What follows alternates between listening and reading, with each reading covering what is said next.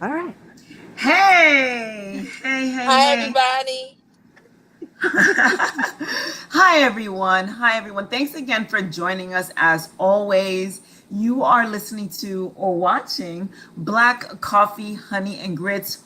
Who the heck are Black Coffee, Honey, and Grits? Thank you, Maisha. We are real women having real conversations. And this week, we're talking a little bit more on the fitness and nutrition side. I will be your host. I am Carmel Jean Francois. I am one out of the women who make up Black Coffee, Honey, and Grits. Oh, we lost one. I'm sure she'll be right back. Yeah.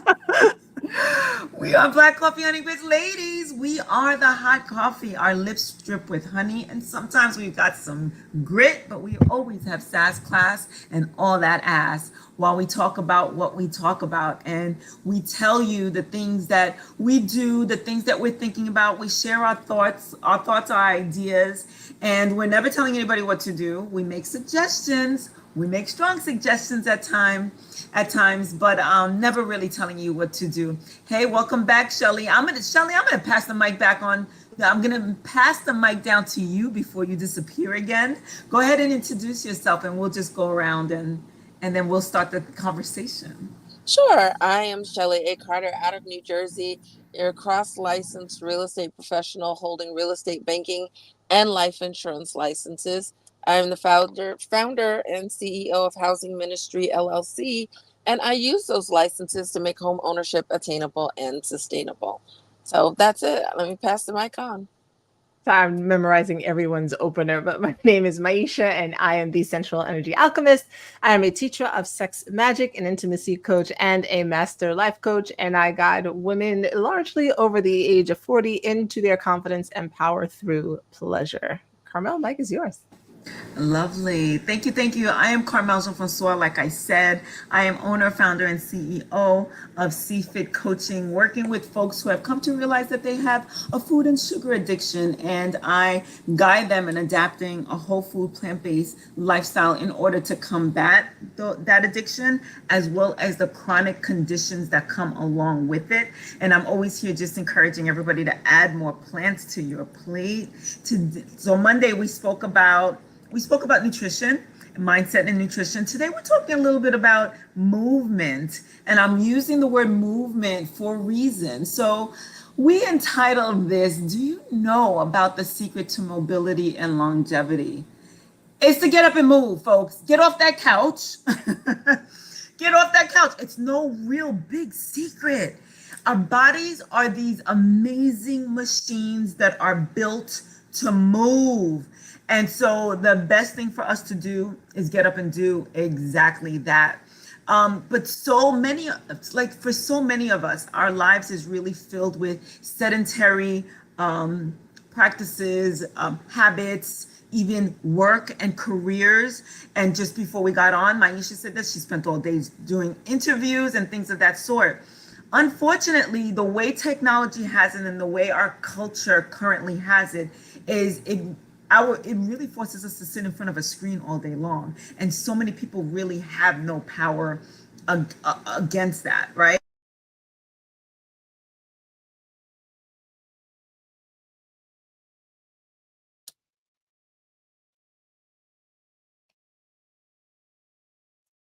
Is it me? Did she freeze? Oh no, Carmel. Well, Carmel will be back. Hopefully, y'all can hear me. Carmel will be back. Until she comes back, we are definitely still talking about movement, and movement is really. She's gonna be so pissed when she sees how it froze. Oh my gosh, I love our live streams. Oh, there she is. She's back. She's back. Now she's there too. Now I'm there twice. Wow. Oh, I love our life. We are Wow. so special. Yes, we are. Like my camera literally went black. It's time for me to Black. get a new computer. Yes. Oh my God. Yes, but you gotta love it. Listen, this is what happens when you get us live. Yeah, that Happens. part. So, oh my goodness. So I was just talking about our sedentary lifestyles. Um, and many of us are forced in front of the computer. And lately, I find myself in front of the computer a lot more than I want to be. So pre-pandemic, the job that I had me hustling, bustling all day long. I worked for contractors and architects and engineers, and I was never in the office. And post-pandemic, sitting in front of a desk, and I realized that my body is not meant to sit still. It's just not. Like, I don't feel comfortable in this position. And like I always say, I got ants in my pants and pep in my step. I gotta keep moving. But so what I've been able to do is actually, especially with the summer, I've been actually able to really like just break out and just leave the office and take a walk around the block. Not that many people are that lucky. Not that many people really have it in them, not in them, but their work surroundings do not offer that or do not make that option available. Like, I work for myself, and somebody else, their boss is probably like, what are you doing? You're going for a walk for the third time again today? And is the work getting done? So we're here to explore that a little bit, ladies, talking about our sedentary lifestyle and even people who work at a job, also entrepreneurs, right? Because sometimes what we do will keep us in front of the computer. I remember finding myself in front of the computer, like trying to figure out this website and contacting so-and-so and sending out this email and making sure that this Instagram post is posting and doing what it's supposed to be doing. And before you know it, 3 hours have passed and I'm like, wait, whoa, what? And another aspect to it, before I come to you, Maisha, and to continue this conversation, is the fact that now there's this term I heard for the first time the other day called active sedentary people. So take from me, for instance, I wake up like in the middle of the night. I'm just kidding. I wake up very, very early to exercise, to work out. And so for a good hour and a half, I put it in. And now most people would think, I'm done. I did my exercise this morning. I'm done. No, that I'm literally a sedentary person. I'm active, 1 hour in the morning? That, my friend, is not true fitness or health. And it took me a long time to realize that. There is such a thing as low grade movement throughout the course of the day. So what's the secret to movement, mobility, and longevity? It's that low grade movement throughout the course of the day. Never mind what Carmel does in an hour in the morning. You will get more benefit from your movement if it happens throughout the course of the day, as opposed to just knocking it out for 1 hour and sitting still for the rest of the 23 hours that you're alive and breathing. So, Maisha, I want to take it to you and hear what your experience is, and even throw some suggestions out there. Go for it. Yeah, actually, what you just said now was like, see, that was a secret, haha. Because I was like, oh wow, okay. And I think about how, like, I think about sometimes like working out is what we have to do, and it's so artificial, right? It's like not being in the sun, so you have artificial sunlight. So we don't move like we used to. I mean, if you're doing agriculture, you're walking, you're doing stuff all day. If you're hunting, you're doing stuff all day, and we don't live in those societies anymore. So we have to mimic movement by doing all of these other things. And I think about, okay, like, what can I do throughout the day? Yes, I do this. I do a little workout in the morning. Fine. But to your point, that sitting, it's so easy. It's so easy to plop down and say you're going to do a couple of things. The next thing you know, you look up and hours have passed by. And I feel the difference immediately when I have days of that in a row. And I don't think people understand that the older you get, the faster you feel it. And you start to just feel your mobility go down. Everything gets stiffer. It's not as fun to move. And I'm like, oh, I've sat too long. So I do try to, like, days like today, I was like, all right, I wasn't getting outside for a walk, and I was exhausted from a very, very, very long day yesterday. So I didn't get up and work out. But a day like today, I'm going to say, okay, well, before I go to bed, I want to jump on my rebounder and just get some fluids moving in my body, get my lymph nodes active, right? Or just do some jumping jacks or some high knees, something that just reminds my body and keeps it saying, "Oh, hey, we're gonna move." Like you said, just this kind of low grade thing, and I think that for some people, they think they have to do this, 2 hour workout, and most folks don't, like you said, don't have that time. But really, y'all, like, my suggestion And it's is not necessary. it's for most people it's not unless you have a very specific fitness goal. But for most Right. people, it's not necessary. Like 10 minutes in the morning, a 10-minute walk outside, use the stairs instead of the elevator, park farther, all of these things. Like, even when I was sitting at work, I would do seated squats. I'd stand up, sit down, stand up, sit down. And that was just what I could do in between calls. I did not do that today, which I should have. I'm gonna pass it to Shelly real quick because I'm just gonna have to go in the house. She's hiding in the car. So, well, you would think I was hiding in the car, but I said, let me put the garage door up and let the people know I'm home. The people put the door down. And if you think I'm gonna rush inside, you got it all twisted, because I know you're having fun. You want me to come in. Why'd you? No, go on and have the door down. Let me chill out a little bit. They put the door down, so you might as well hang out with us. Exactly. I'll eventually get, a phone call or somebody banging on the door like, why are you outside? So the topic is interesting. I absolutely already know about the mobility issues. I had you all laughing. I told you I was outside playing in a pile of rocks, literally a 5-foot tall, 12-foot wide pile of dirt and rocks. And just the simplicity of sifting through the dirt and separating the rocks for my landscaping had my butt in pain. And I'm like, wait, what exactly is this that I'm feeling? Because when you're in the middle of doing it, like, I'm not doing anything. But when I was done not doing anything, my body was like, thank you for that little bit of exercise. But I didn't appreciate it much. And I'm moving around, and I'm feeling it, and I'm feeling my abs. I'm feeling the pain, and it's okay. I have been sedentary for so long because, for reasons that I don't really understand, my physical therapist and my chiropractor both didn't want me doing any working out. They didn't even want me walking. So even when I was walking, just trying to complete a mile, that last quarter mile was torture, because it's like, okay, oh God, am I home yet? And I would feel the most of it just walking up the driveway to the house. But when I was done, I would feel proud of myself. But in the middle of it is like, okay, this is the last time I'm doing this until the next time. I can definitely say that I didn't understand exactly what you were saying, Carmel, but I do remember having some success in my endeavors.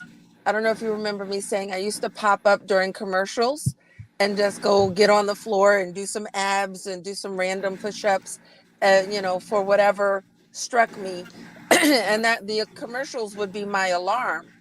And I was doing it just randomly throughout the day, not every commercial, and never for more than 1 or 2 commercials.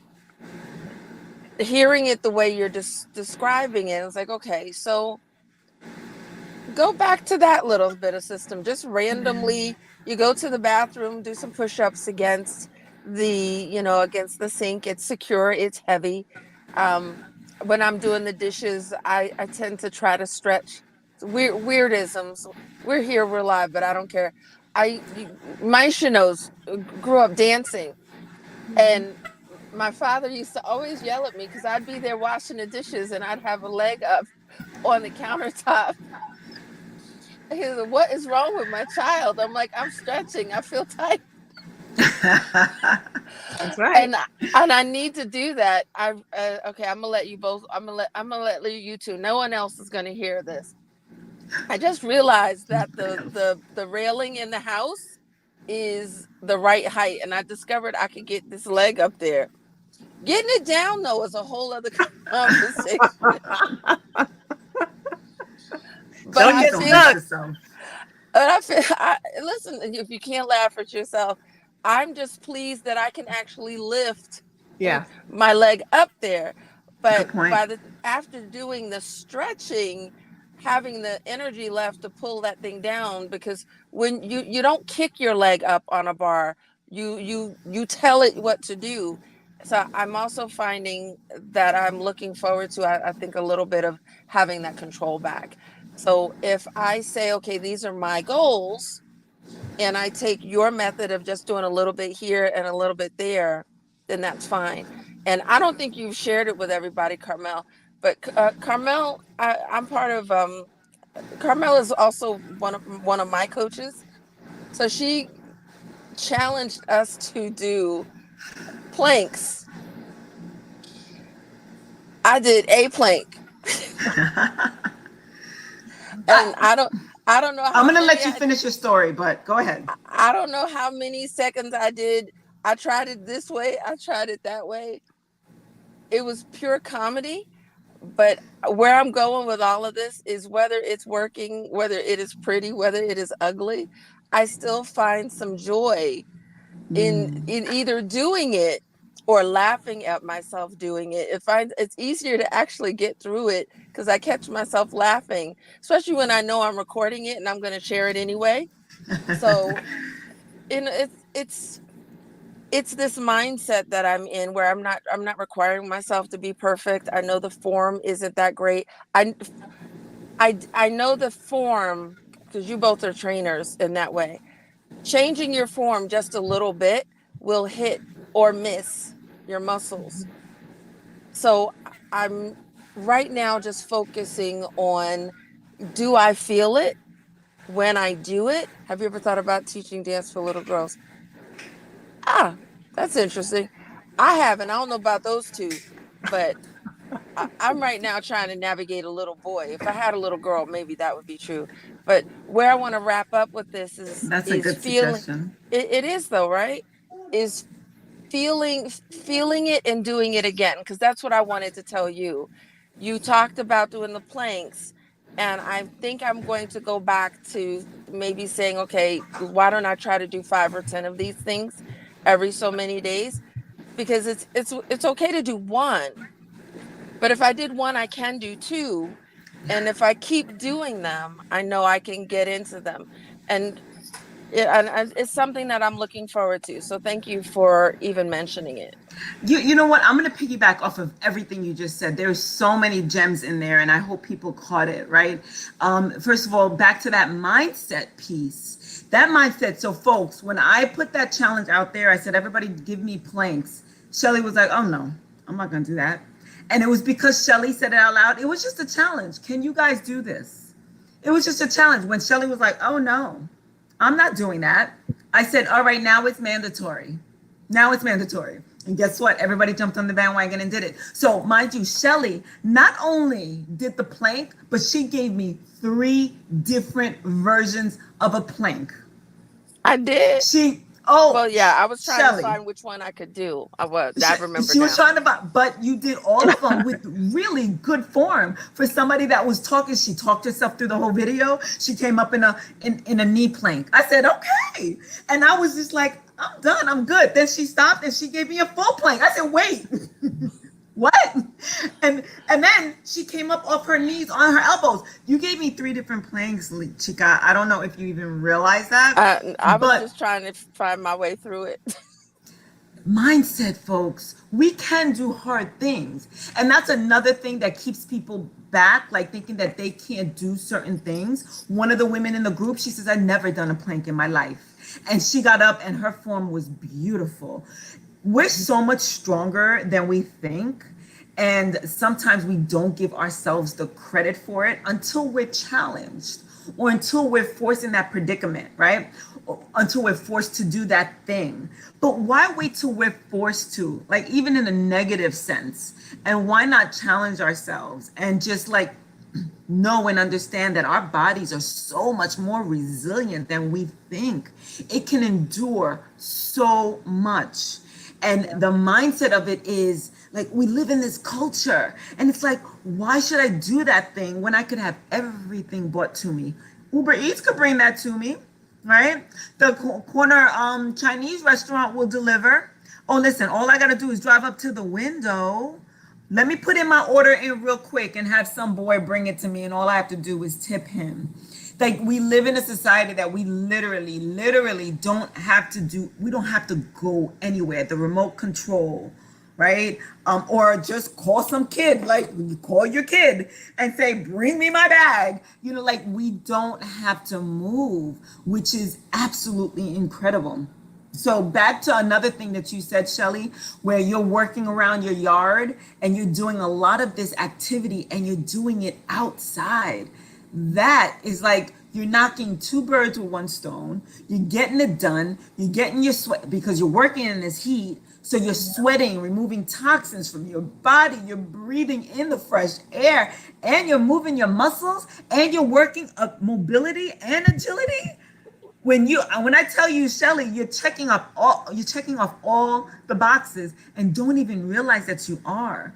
And that's what I mean by this low grade kind of exercise and movement, because people hear exercise and they think, I have to put in an hour in the gym. I have to hire a trainer. I have to go get the gym clothes and brand new sneakers, all the things. No, babe, all you have to do is just get up off that couch and get up off that chair. And like you were saying that the commercials were your reminder. Now we have our Apple Watches reminding us, or our Fitbits reminding us, or we can just put a thing on our phone, a timer on our phone to remind us, hey, it's time to drink that water. Hey, it's time to move and do those squats and do whatever. There's so many ways to do that, and there's so many benefits. I have more benefits, but I wanted to know if anybody wanted to chime in on anything that I just said. Well, I just wanted to tell you that I've got a water reminder. So I just told Siri, I'm like, hey, every 60 minutes, give me an alert from my water. She picked her own chime and I get a pop-up, drink your water. So, I got water bottles on the floor because I've been out all day. So every time she tells me to drink some water, I'm like, okay, fine.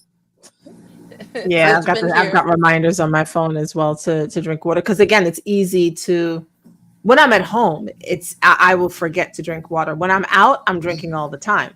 But when I'm at home, for whatever reason, it's like the water bottle sitting right next to me, and but I'm so immersed in what I'm doing that I forget to eat, I forget to drink, and so it's like I have to remind myself to do these things. So I have a reminder that pops up on my phone, and that's where technology is great, because that's where technology is great.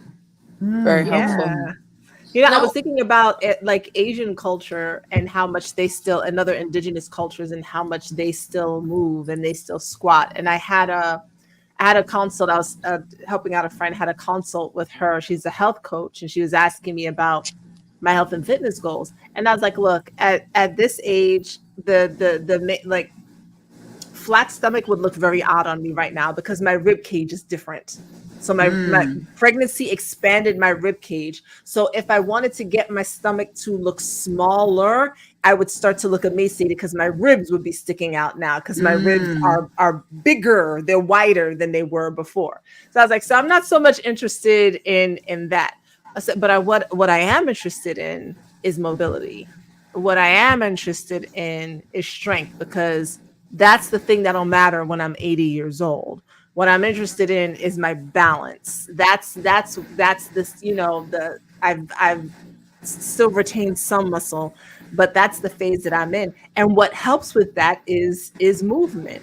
And I think as we age, we forget, like, it's so easy to just kind of have this idea of I've lived life, I've moved a lot, I worked. Some folks are retired at this age. It's like, let me just sit. It's like, no, this is actually the time to ramp up the movement. Go dancing, go roller skating, go swimming, especially movements that have your body moving in different, not just back and forth, not just like sagittal, let's say, but not just back and forth, but side to side, so that you know how to catch yourself.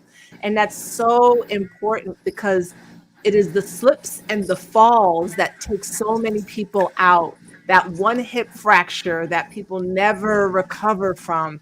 That's what's most important. Whether or not you do bicep curls or not, I personally don't care. But what I do care is that you can catch yourself if you're about to trip on something. So those are the things that I think as we get older, we really need to pay attention to. That fall is what did me in. That fall is what did you in. And I'm so happy you brought that up, Maisha, because I wanted to segue into resistance and strength training. So we spoke about the low grade, and guys, that's 100% acceptable. But I have to implore you, if you can, if your body is able and you are willing, you gotta invest in some strength training. Why? Because as we get older, our bodies, we really don't retain as much muscle as we did when we were younger. So hear me out. As early as 30 years old, adults start to lose muscle mass at a very slow rate, but we start anyway, men and women alike. Once a woman hits that perimenopause stage, which could be as early as 35 for some women, we start losing muscle mass dramatically faster than men, right? And so it's bone density. I meant, no, sorry, but back it up, muscle mass. But with muscle mass loss comes bone density, because the muscle pulls on the bones and let the bones know that they're still needed. And then that's what keeps everything strong and working when we are doing resistance and strength training. So it's important that we put some resistance on our muscles and our bones when we exercise. Now, what does that look like? Does that mean you have to pick up a 25-pound dumbbell and do squats? Absolutely not. It just means that you have to challenge your muscles enough where there's discomfort, not pain, but discomfort, just enough where you could feel it. And not so much that you have to wake up tomorrow morning and unable to get out of bed. No, that's not what we're saying. We have to put a little bit pressure on the bones and the muscles in order to maintain what we have, or to help it grow. With the muscle and the bone getting stronger, we improve what Maisha was talking about, the agility, the mobility, the balance. It all really comes with it. Now, if we're working balance, that's like the icing on the cake that we're not having as sugar-free people, right? But that's just the icing on the cake if we're working balance. But guys, believe me, if you're working with bands for resistance training, if you're working with dumbbells for resistance training, or just do body weight exercises and like plyometrics, but calisthenics for resistance training, you are still putting stress on your muscles and the bones, which is a great thing. And you are still doing amazing things for your balance. Your balance is working every time you do these types of exercises, even the low grade stuff that we were talking about earlier. But this is where it's most important as we get older, to Maisha's point. Did you want to, Maisha was a fitness trainer herself, so she's very, very well versed in this area. I'm just saying, no, now I am well versed on my body. Not so much everybody else's. And the science. Well, I mean, I stay up to date on the science, but yes, especially since getting older, I've been paying more attention to what happens to our bodies, right? As the estrogen and our bodies change, and what do we need to do, and especially starting to go through perimenopause, like let me understand what's happening here, and and I posted something of, movement is one of those things that helps with this transition to make it easy. Yes. I don't like using the word symptom, because symptom is what you use when somebody is sick. You muted yourself. Is that the cat? All right. Can you still hear me? Yes. Yeah, you're a little good. In and out. Sorry. But we can hear you. Yeah. Okay, so when it comes to perimenopause and having it go smoother, one of the things that helps is movement. Like our hips are starting to get a little stiffer. They might feel a little achy. We can do hip rolls with that. We can just do hip sways with that. It doesn't, you don't have to, you can hula hoop. Hula hooping is a beautiful exercise. It's something that keeps us young and vibrant. It works the waist, the waistline. So if you don't like to do planks or crunches, go hula hoop, right? If you want to work your legs, do your rollerblading, ride a bike. Go there, you can make this fun, but the movement actually allows our body to produce other neurotransmitters and chemicals that can offset the things that are happening in our bodies during menopause. And before, it used to be that we were always moving as women. Like women didn't stop moving when they got into their 50s and 60s. They were still cutting up stuff and washing clothes and doing all kinds of things. I think and taking care of the grandbabies. Right. And I think one of the reasons why perimenopause is hitting women so hard is because we sit. We didn't prepare when we were younger for perimenopause by being active. And so now when we're older, everything is collapsing in on us. So movement for perimenopause, movement for menopause, and I'm gonna say movement for sex. But yes, movement absolutely to me is a secret too that people don't really think about when it comes to living a longer life.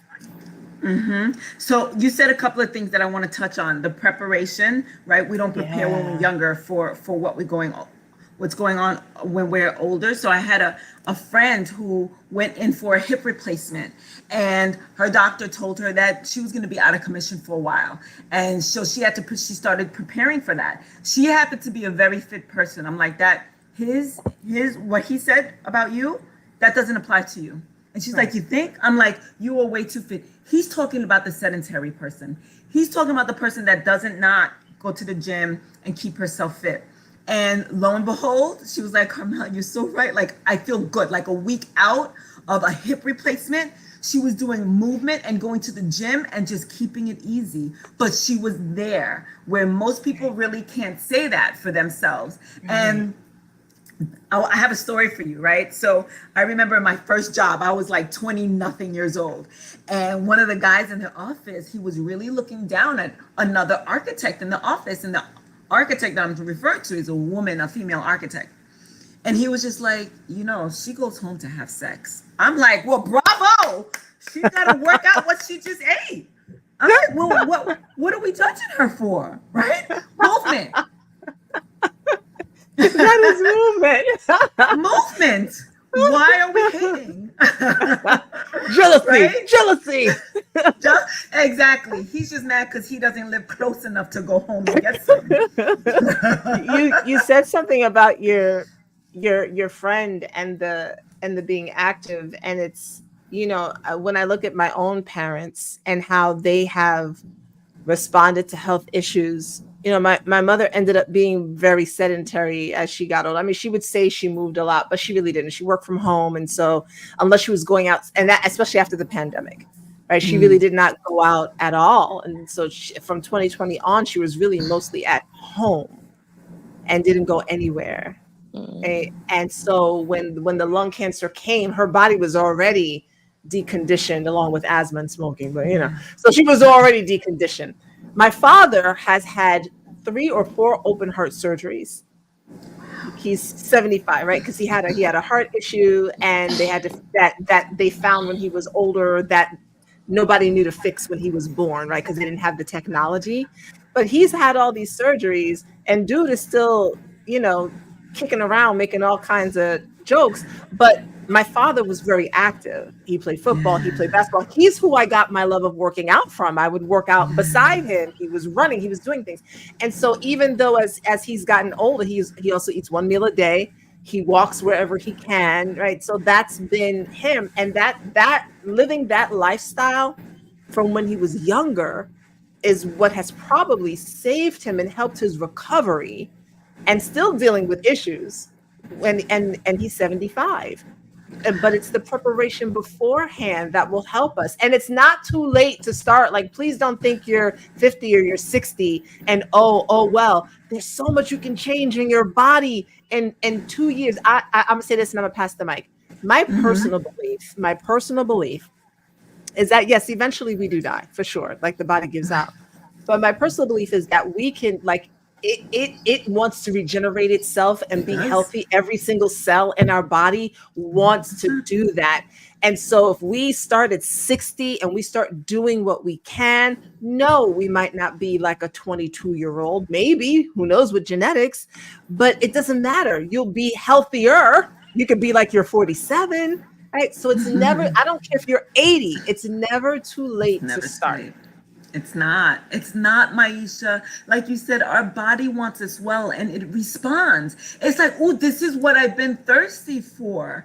And Yes. let's give her what she like, let's give her what she deserves because she's taking care of you. Take care of your body and your body will take care of you. But you gotta stop you got to start doing what it needs. Like we have to start doing the movements, drinking the water, eating the correct foods for our body in order for it to respond that way. But so Yeah. often we just get in the way by feeding it and doing the things that our body really doesn't want to do. And in a way to keep us healthy, it's really breaking itself down. It's working so hard to keep you healthy that eventually it just kind of gives out. So what's beautiful about what you said with your father is that like he didn't have to he stayed active throughout his life. At some points when he was younger, it was more intense. As he got older, less intense. But he stays active. And not only does that help with our heart health, our muscle health, balance, like we spoke about, mobility, agility, and even how we look, right? Because we live in a world that is full of vanity, and I'm all for it. Vanity, yes. If we're working out for vanity, let's get you there in a healthy way.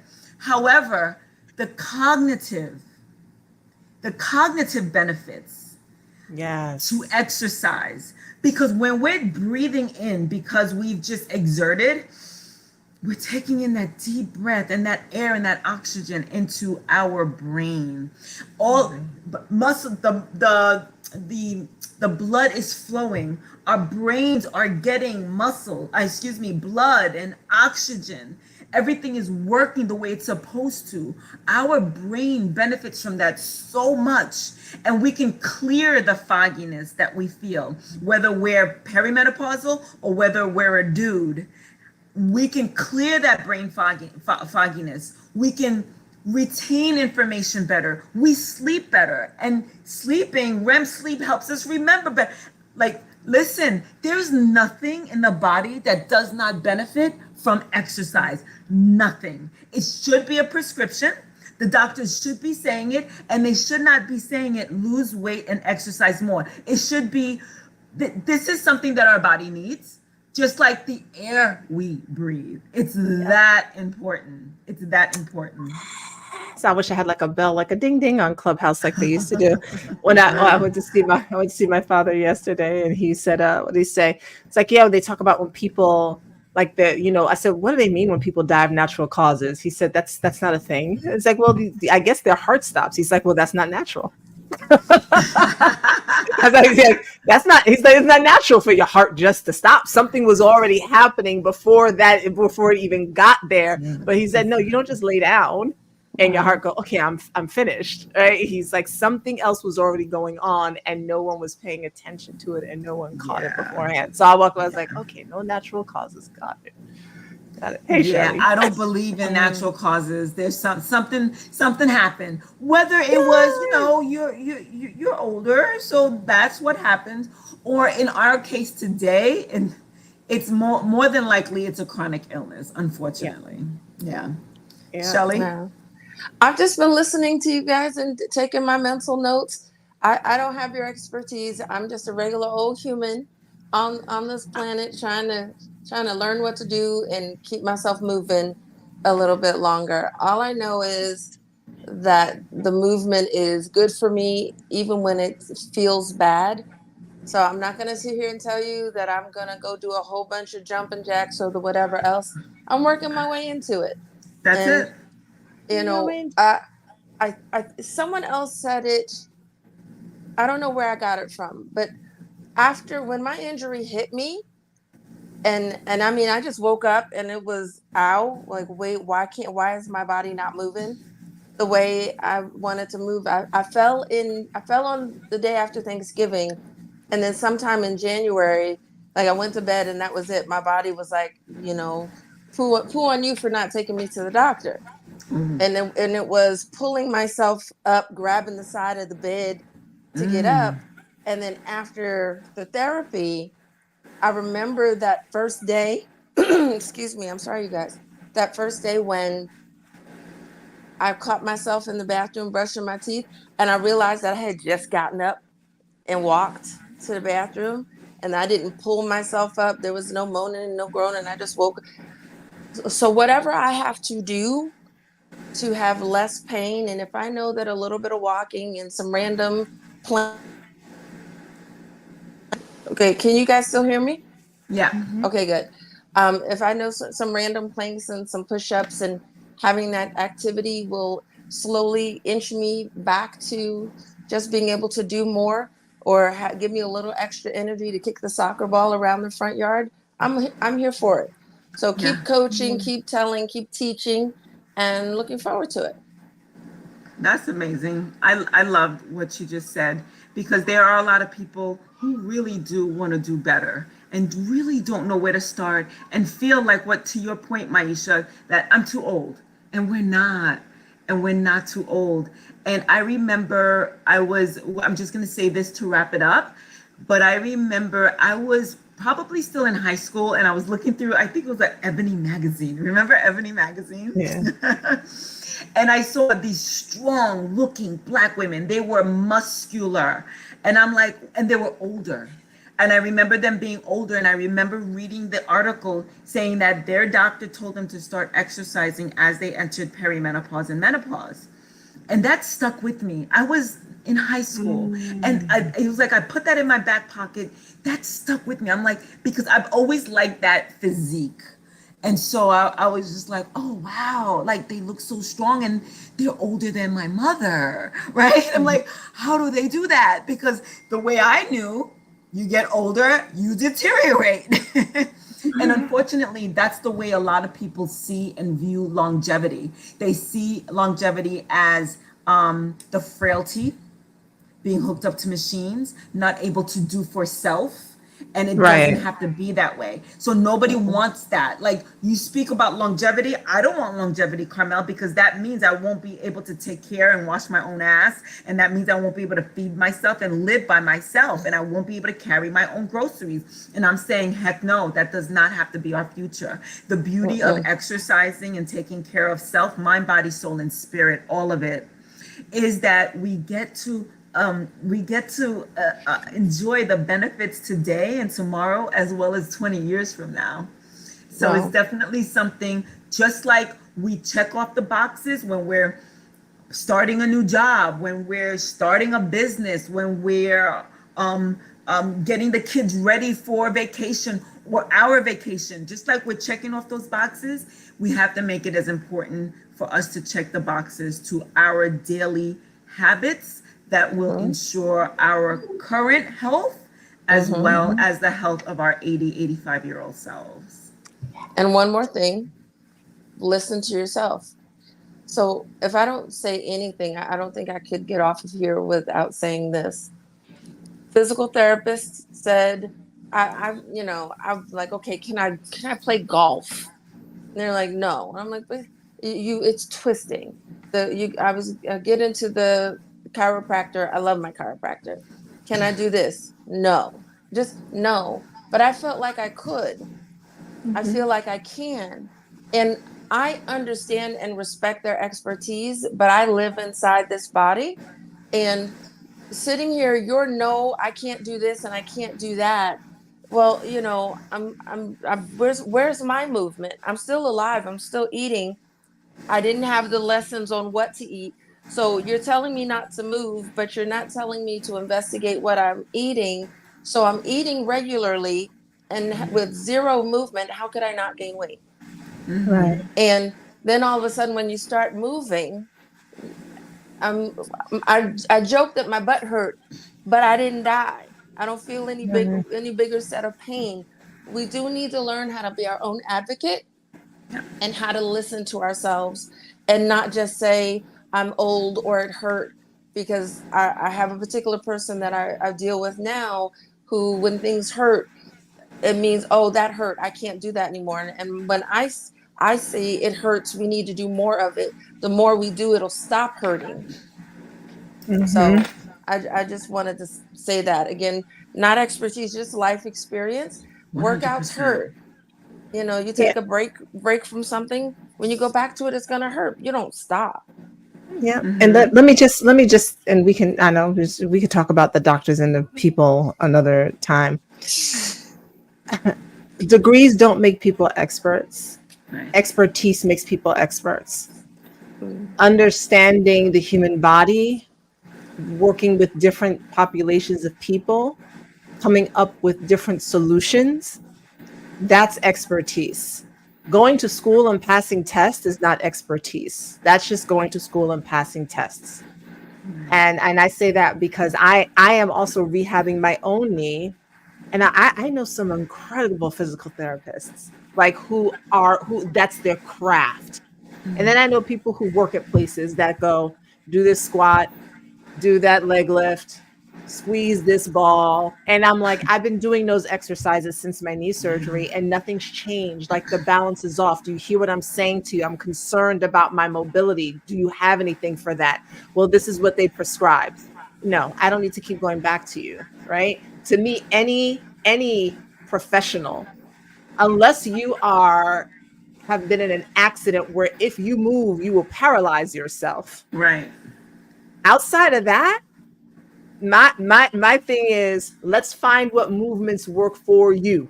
Not no, don't move. Like who the hell says that, right? So it's what can we find for your body? And if you can't find it for my body, you're not an expert, because all you know how to do is something that's generalized.